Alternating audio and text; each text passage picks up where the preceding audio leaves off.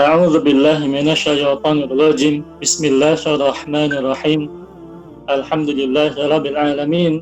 Alhamdulillahilladzi bi ni'matihi tatimmu shalihat. Wassalatu wassalamu ala Rasulillah wa ala alihi wa sahbihi wa man walah. Wa ba'du, uhayyikum bi tahiyyatil Islam. Assalamualaikum warahmatullahi taala wabarakatuh. Waalaikumsalam warahmatullahi wabarakatuh. Tadi menarik apa yang disampaikan oleh Al-Ustaz Musa Hafizahullah Ta'ala di antara ayat yang menggambarkan tentang sepak terjang upaya-upaya oknum untuk memadamkan cahaya din Allah Subhanahu wa Ta'ala. Bahkan kalau kita kaji ayat tersebut, Allah Subhanahu wa Ta'ala berfirman, yuriduna liyutfi'u nurallahi bi afwaihim Allahu mutimmu nurihi walau karihal kafirun, walau karihal sebagainya, kan digambarkan seperti itu. Nah, dalam ayat ini yang perlu kita soroti ketika digambarkan upaya-upaya untuk menjegal katakanlah dakwah penyebaran risalah Islam tersebut, termasuk juga dakwah Islamiyah, menegakkan syariat Islam. Ini kan digambarkan oleh Allah Subhanahu wa Ta'ala dalam bentuk kalimat kata kerja, yuriduna liyutfi'u, mereka berkehendak. Artinya orang-orang ini baru memiliki keinginan saja. Untuk apa? Liyutfi'u. Kalimat liyutfi'u pun juga jelasnya merupakan kata kerja. Yuriduna, kata kerja fi'il mudhari, sekarang dan akan datang. Begitu pula liyutfi'u pun juga sama, sesuatu yang jelasnya sedang mereka upayakan atau bahkan belum bisa mereka upayakan. Untuk apa? Liyutfi'u nurallahi. Nah, kalimat nurallahi ini kan jelasnya merupakan kalimat kiasan. Dalam ilmu balaghah dia termasuk majazul isti'arah, kalimat kiasan yang dipinjam oleh Allah, kata frasanya nurallah, tapi maksud sebenarnya adalah din Allah sendiri. Nah, mereka berupaya memadamkan cahaya Allah, memadamkan din Allah Subhanahu wa Ta'ala. Akan tetapi Allah jawab, wallahu mutimmu nurihi. Nah, kalimat mutimmu nurihi, kalimat mutimmu itu kan isim fa'il, menggambarkan kata benda, menggambarkan kepastian bahwasanya dialah bahkan Allah Subhanahu wa Ta'ala yang berperan sebagai pihak yang subjek, isim fa'il, memadamkan upaya-upaya tersebut. Ini kan menggambarkan kemustahilan, kemustahilan siapapun katakanlah memadamkan agama Allah Subhanahu wa Ta'ala. Nah, ketika berbicara tentang upaya-upaya atau harbul mustalah, kita mendapati istilah katakanlah khilafahisme, termasuk juga virus khilafah. Ini kan ketika kita meyakini bahwasanya khilafah bagian dari ajaran Islam, disebutkan oleh baginda Rasulullah SAW di dalam hadisnya yang mulia, summa takunu khilafatan ala minhajin nubuwati, bahwasanya kelak akan tegak kembali kekhilafan di atas manhaj kenabian. Baginda Rasulullah SAW menyebutkan secara jelas khilafah. Bahkan khilafah dalam hadis tersebut itu disifati dengan manhaj kenabian. Dalam hadis lainnya khilafatun nubuwati, bahkan diidhofatkan, ditauhidkan langsung dengan lafal an-nubuwah. Ini dalam perspektif bahasa jelas mengandung pujian kepada istilah khilafah itu sendiri. Nah, khilafah di akhir zaman siapa? Di antaranya adalah Al-Imam Al-Mahdi yang digambarkan dalam hadis-hadis yang mencapai derajat mutawatir maknawi. Dalam hal ini Al-Hafiz Al-Hafiz Abdullah Al-Ghumari As-Siddiqi itu kan termasuk ulama hufadzul hadisi mu'asirin yang menegaskan di akhir zaman itu akan tegak kembali kekhilafan di akhir zaman. Salah satu khalifahnya adalah Khalifah Al-Mahdi itu sendiri. Nah, apakah kita menjudge bahwasanya hadis Rasulullah bahwasanya baginda Rasulullah menyebarkan virus? Ini kan keterlaluan dan bahaya. Wal'iyadzubillah. Apakah kita menjudge bahwasanya para sahabat ketika dinisbatkan kepada mereka khulafa rasyidun, kekhilafahan kepada para sahabat ini, mereka mengajarkan konsepsi kekhilafan di dalam Islam, Apakah mau kita tuduh mereka menyebarkan khilafahisme dan virus khilafah? Ini pun kan jelas berbahaya. Atau ketika kita mendapati para ulama termasuk Al-Imam Abu Hamid Al-Ghazali, ya, di dalam perkataan beliau di dalam kitab Ihya Ulumuddin, maka saya katakan mereka yang mengatakan khilafah sebagai virus, wajib mereka mengkaji kembali kitab Sulamut Taufik misalnya, atau bahkan termasuk tadi ya, kitab Al-Ahkam As-Sultaniyah misalnya, termasuk juga kitab Al-Imam Abu Hamid Al-Ghazali yang mengatakan dalam kitab Ihya Ulumuddin Ahkamul Khilafati, itu menggunakan istilah Ahkamul Khilafati, hukum-hukum kekhilafahan, wasiyasati wa ahkam siyasati wa ahkamul qadai, bahwasanya hukum khilafah, hukum tentang politik, tentang tentang peradilan, bahkan kebanyakan dari hukum berkaitan dengan fikih itu aksaruha, kebanyakan maksudnya untuk apa? Dihifdzi, untuk menjaga kemaslahatan agama dan dunia.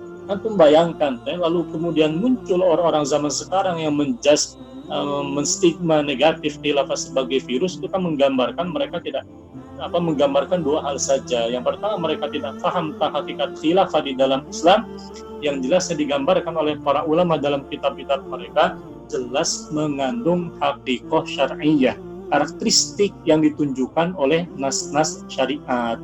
Menggambarkan apa? Suatu pemerintahan riasatun amatun lil muslimina jami'an fid dunya iqamati ahkam syari'il Islam wa hamli da'watil islamiyati ilal alam. Itu kan suatu ajaran yang jelasnya bagi seluruh kepemimpinan umum, bagi seluruh kaum muslimin di dunia, tegakkan hukum syariat Islam dan mengemban dakwah Islam ke seluruh penjuru dunia. Itu kan digambarkan dalam kitab-kitab para ulama al-sunnah, dalam kitabnya Imamul Haramain Al-Juwaini, dalam kitab Al-Iji, di dalam kitabnya Al-Imam Al-Mawardi, dan lain sebagainya. Artinya ketika orang-orang menjudge bahwasanya khilafah sebagai virus, itu merupakan penistaan terhadap ajaran Islam atau khilafah itu sendiri. Apa dalil keharamannya? Ya ayyuhalladzina amanu la taqulu ra'ina wa qulu nuzurna wasma'u walil kafirina 'adzabun alim. Wahai orang-orang yang beriman, janganlah kalian katakan ra'ina. Nah, orang-orang para sahabat itu ketika mereka minta perhatian Rasulullah SAW, mereka biasa mengatakan ra'ina. Akan tetapi orang-orang Yahudi mendengar kalimat tersebut lalu mereka simpangkan. Maka secara urfi kata ra'ina disimpangkan, ditahrif menjadi ru'unah, yang dalam bahasa Ibrani itu bermakna bebal, koplok. Nah, ini penghinaan yang sangat jelas penghinaan. Nah, sampai-sampai Sa'ad bin Mu'az ini kan marah karena beliau adalah mantan ahlul kitab, masuk Islam. Ketika dia mendengar ada orang Yahudi mengatakan model begitu sebagai istihzaan, penghinaan, termasuk juga katakanlah merendahkan kedudukan baginda Rasulullah SAW, maka seorang Sa'ad bin Mu'az ini sahabat Rasulullah SAW mengancam, tidak boleh. Kalau saya mendengar perkataan itu lagi akan hukum. Akhirnya mereka semua diam, ketakutan. Nah, ini kenapa? Karena tadi wajib dibantah. Nah, dalam hal ini ikhwatil kiram, dalam ayat ini para ulama tafsir kan menggambarkan khitabnya kepada siapa? Jelas kepada orang-orang yang beriman. Nah, Al-Hafiz Ibnu Katsir bahkan menggambarkan begini. Nah, wajhul istidlal dari ayat ini adalah larangan. Di sana ada larangan yang pertama, menyerupai orang-orang kafir termasuk orang-orang Yahudi dalam lisan-lisan mereka, dalam bentuk lisan-lisan yang sesat, menyesatkan, merendahkan ajaran Islam. Dalam ayat ini jelas ada larangan. Maka digambarkan oleh Al-Hafiz Ibnu Katsir, nahallahu ta'ala ibadahul mu'minina an yatashabbahu bil kafirin fi maqalihim wa fu'alihim wa dzalika annal yahud. Ini merupakan larangan dari Allah Subhanahu wa taala atas hamba-hambanya yang beriman. Untuk apa? Untuk tidak menyerupai orang-orang kafir sendiri, termasuk dalam bentuk perkataan maupun perbuatan mereka. Nah, dalam bentuk perbuatan, jelas orang-orang Yahudi kan dikenal sebagai kaum yang seringkali menyimpangkan syariat, mengganti syariat, diturunkan syariat hudud kepada mereka, orang Yahudi itu dahulu Taurat dengan syariat hudud, lalu mereka ubah isinya. Nah, cukuplah dikatakan diubah kalau misalnya kita mengubah yang tadinya warna rumah berwarna putih diganti dengan hijau kan berarti mengganti cat rumah. Nah, ketika berbicara mengganti syariat, ini perbuatan orang Yahudi itu wajib hukumnya dijauhi, ya. Termasuk juga dalam bentuk perkataan ketika orang-orang kafir Yahudi itu menistakan ajaran, menistakan baginda Rasulullah SAW, ini termasuk larangan keras, ya. Kenapa? Karena dalam ayat ini digambarkan wasma'u, dan dengarkanlah oleh kalian, walil kafirina adzabun alimun, sesungguhnya hanya bagi orang-orang kafirlah adzabun alimun, azab yang sangat alim, ya. Kalimat alimun ini kan termasuk kata, isim, dia kata benda yang super, artinya super menyakitkan, alimun, dia mubalaghah, ya. Ini menggambarkan sangat keras siksaan bagi mereka yang melakukan penistaan terhadap baginda Rasulullah SAW, termasuk juga kecaman, peringatan bagi mereka yang meniti jalan ini. Makanya Al-Hafidz Ibnu Katsir mengatakan wal ghurdu, maksudnya adalah annallaha ta'ala nahal mu'minina an musyabihatil kafirina qawlan wa fi'lan, bahwasanya Allah mengharamkan, melarang orang-orang mukminin menyerupai orang kafir baik dalam bentuk perkataan maupun juga perbuatan, ya. Makanya Al-Hafidz Ibnu Katsir menukil dalil man tasyabbaha biqaumin fahuwa minhum, siapa saja yang menyerupai orang-orang kafir, menyerupai suatu kaum, termasuk diantaranya apakah kalau dia menyerupai orang-orang kafir atau orang-orang Yahudi atau orang Nasrani min ahlul kitab misalnya, atau kaum musyrikin misalnya, maka dalam prinsip Islam maka dia termasuk golongan tersebut. Dalam usul fikih ini jelas mengandung celaan yang sangat keras sekali. Nah, di dalam penafsiran para ulama ikhwatul kiram ini kan jelas, ya. Ini tadi diceritakan. Makanya di dalam wajhul istidlal ayat ini sebetulnya ini bukan hanya berbicara tentang konteks Yahudi merendahkan Nabi SAW, tapi berlaku umum, ya. Ini sesuai kaidah al-ibratu bi umumil lafzi la bi khususis sababi. Ada pelajaran yang bisa dipetik dari ayat ini adalah larangan tadi, ya, menistakan, merendahkan baginda Rasulullah SAW, merendahkan Al-Quran, merendahkan ad-din, hukum syara, merendahkan syariat, merendahkan ajaran Islam, ya. Ini bagian dari istidlal, pendalilan para ulama dari ayat ini. Nah, ini jelas, antum bisa bayangkan, jangankan istilah yang memang mengandung hakiki, makna hakiki secara syar'i, semisal khilafah. Kata ro'ina saja yang tadinya dia bebas nilai, ya, tidak ada penistaan, dia secara bahasa sama seperti kita katakan perhatian. Kan yang namanya perhatian itu kan, atau minta perhatian itu kan bebas-bebas saja diungkapkan. Tapi karena kalimat minta perhatian katakanlah diselewengkan menjadi konotasi penistaan, itu hukumnya jadi haram. Maka itu bisa bayangkan bagaimana kalau jadinya suatu istilah yang tadi memang mengandung makna hakiki secara syar'i lalu dipermainkan. Sama kedudukan antara khilafah dan istilah sholat. Istilah sholat mengandung makna hakiki secara syar'i, yakni gerakan dimulai dari takbir atau ihram diakhiri dengan salam. Tapi kalau ada orang mengatakan, ya, yang namanya katakanlah virus sholat, nah, itu kan merupakan penghinaan terhadap ibadah sholat. Umat Islam wajib marah, jelas wajib marah karena hukumnya haram. Kenapa? Karena dia mengandung penistaan, dan penistaan tersebut jelas hukumnya haram, ya.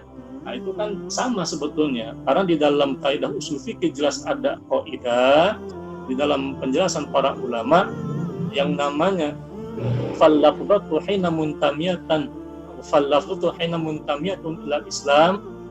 Ketika suatu lafal mengandung makna islami, ditunjukkan oleh Islam maknanya seperti sholat dan khilafah, maka mengandung makna hakiki secara syar'i. Nah, diungkapkan oleh ulama itu wajibu al-iltizamu bihi i'tiqadan wa amalan, dan wajib hukumnya berpegang teguh pada makna syar'i tadi, baik secara i'tiqad maupun amal. I'tiqadnya apa? Meyakini konsepnya, konsepsi syar'i, lalu secara amali adalah tidak merendahkannya, melainkan mengamalkan sebagaimana mestinya, bukan merendahkan sebagainya. Nah, dalam hal ini banyak sekali sebetulnya penafsiran para ulama yang menegaskan hal tersebut, ya. Bahkan ini kan jelas kata Qatadah ini merupakan perbuatan orang-orang Yahudi zaman dulu. Kenapa? Ra'ina istihza'an, merupakan penistaan dari mereka. Panallahul mu'minina an yaqulu kaqaulihim, maka Allah melarang orang mukmin untuk mengatasi bersama seperti perkataan mereka. Nah, termasuk dalam firman Allah, ini ayat yang kedua. Manil ladzina hadu yuharifuna al-kalima an mawadhi'ihi wa yaquluna sami'na wa asaina wasma' ghaira musmi'a wa ra'ina layyan. Nah, ada kalimat wa ra'ina layyan bi alsinatim wa ta'nan fid dini. Kalimat wa ta'nan fid dini. Dengan apa? Bi alsinatihim. Nah, ini penggambaran dari perbuatan orang-orang Yahudi. Di samping mereka tadi menyimpangkan Taurat, mereka pun juga menyimpangkan suatu perkataan dari tempatnya, sama seperti kalimat ro'ina yang mereka gunakan untuk olok-olok Nabi SAW. Nah, maka di dalam kitab tafsir Al-Bahrul Muhit digambarkan wa makna layyang bi alsinatim ay qatala biha wa tahrifan anil haqqi ilal batili. Jadi yang dimaksud dengan ini kalimat layyang bi alsinatim wa ta'nan fid dini, yakni mereka membaca kalimat tersebut dan menyimpangkan dari makna yang benar kepada makna yang batil. Ini termasuk perbuatan orang-orang Yahudi yang jelasnya wajib ditinggalkan, tidak boleh dituruti. Maka ini termasuk apa? Di dalam kitab tafsir Syekhun atau bin Khalil ini termasuk tabiat buruk sebetulnya, tabiat buruk mereka yang anti pada Islam itu sendiri. Maka sikap seorang mukmin adalah wajib meninggalkan perbuatan tersebut dan tidak boleh menyerupai mereka. Nah, ini kan sebetulnya peringatan ketika baginda Rasulullah jauh-jauh hari bahkan sudah menyindir la tattabi'anna sunanal ladzina min qablikum shibran bi shibrin wa dhira'an bi dhira'in hatta law dakhulu fi juhri dhabbin la taba'tumuhum. Jadi akan ada memang di akhir zaman itu perbuatan mereka yang seakan-akan ini merupakan bahasa kiasan dari baginda Rasulullah mengandung majazul isti'arah yang dipinjam berupa tamsil perumpamaan. Seakan-akan kalaulah orang-orang al-Yahud wan Nasara mereka masuk ke dalam lubang kadal gurun la taba'tumuhum, maka kalian orang-orang di akhir zaman itu akan mengikutinya. Kira-kira di zaman ini ada tidak? Sepertinya ada.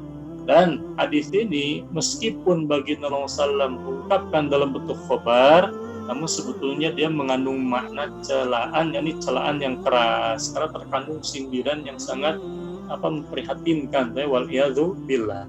Maka ini sebetulnya larangan dari baginda Rasulullah sampai diungkapkan dalam bentuk kalimat kiasan, majazul isti'arah, al-isti'arah at-tamthiliyah, perumpamaan dari baginda Rasulullah. Nah, dalam hal ini dalam kitab, kalau kita ngaji kitab ini saya singkat-singkat saja ya. Ini kalau bahas tafsir Balagunya panjang lebar sebetulnya, jadi dapat waktunya. Singkat-singkat saja. Nah, dia di dalam kitab Mirqatus Suritasi digambarkan begini, ini kitab dasar ini. Ini termasuk kitab dasar di bidang usuluddin, fikih, digambarkan di dalam kitab Sulamit Taufik dengan syarah dari siapa? Syekh Nawawi Al-Bantani Al-Jawi Asy-Syafi'i Al-Asy'ari. Nah, di antara kemaksiatan di sana apa? Wa kullu kalamin yaqdah fid-din. Setiap perkataan di dalam kitab Sulam Taufik disebutkan setiap perkataan yang merendahkan, yu'aibu, kalau kata Syekh Nawawi Al-Bantani, sesuatu yang menstigmakan negatif, yu'aibu wa yanqus. Setiap perkataan yang yaqdah fid dini, yang merendahkan dalam persoalan agama, au fi ahadin minal anbiya, atau terhadap sasaran dari para nabi, au fil ulama, merendahkan ulama, awil ilmi, atau merendahkan ilmu, awis syar'i, termasuk merendahkan hukum syarat, itu termasuk ke dalam kemaksiatan lisan, itu jelas sekali. Nah, mereka yang mencoba-coba tadi merendahkan al-khilafah dengan istilah virus, ini merupakan penistaan yang jelas-jelas wajib kita bantah. Bahkan harus khawatir kalaulah perkataan tadi ketika jelas dia merupakan bagian dari ajaran Islam, kalau orang sengaja merendahkan, sama seperti merendahkan istilah sholat misalnya diselewengkan, jadi katakanlah bukan sholat tapi sulit misalnya, wal'iyadzubillah, ini kalau dilakukan secara sadar dan sengaja dengan niat bil qasdi istizaan bis sholati, ini merupakan bagian dari bentuk-bentuk ini kekufuran lisan, wal'iyadzubillah. Nah, jauh-jauh hari Abdullah Ba'alwi dalam kitab Sulamut Taufik sudah pernah memperingatkan waqad kasura fi hadzal zaman, di zamannya saja itu ada fenomena orang menganggap ringan urusan perkataan, ya. Hatta innahu, hingga perkataan tersebut yakhruju min ba'dihim alfadun, keluar dari lisan-lisan mereka sebagian dari mereka berupa lafal-lafal yang tukhrijuhum anil islami, mengeluarkan dari Islam, wala yarawna dzalika, dan mereka tidak melihat hal tersebut suatu katakanlah dzanban, suatu dosa, adlan an kauni kufron, tidak, apalagi mereka memandang suatu bentuk kalimat kekufuran. Padahal di antara bentuk kemurtadan aridah itu di antaranya adalah ada 3 jenis. Ada aridah bil i'tiqadat, karena keyakinan yang salah. Yang kedua bil af'al, dengan perbuatan-perbuatan, dan yang ketiga bil aqwal, dalam bentuk perkataan-perkataan. Sebagai contoh tadi, tapi ini pada prinsipnya wajib kita klarifikasi, ya. Khawatir, tapi ini penting mawas diri, waspada, agar tidak seperti yang digambarkan oleh Abdullah Ba'alwi, tidak sadar ternyata perkataan tersebut secara tidak disadari itu mengeluarkan dari Islam itu sendiri. Itu hati-hati, karena kedudukan khilafah sebagai ajaran Islam sama seperti sholat di dalam ajaran Islam.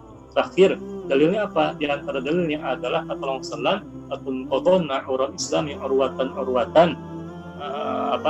Dalam hadis tersebut Nabi SAW mensejajarkan bagian dari ikatan-ikatan Islam itu, fa'awaluhuna naqdun al-hukmu, pemerintahan, wa akhiruhuna as-salatu.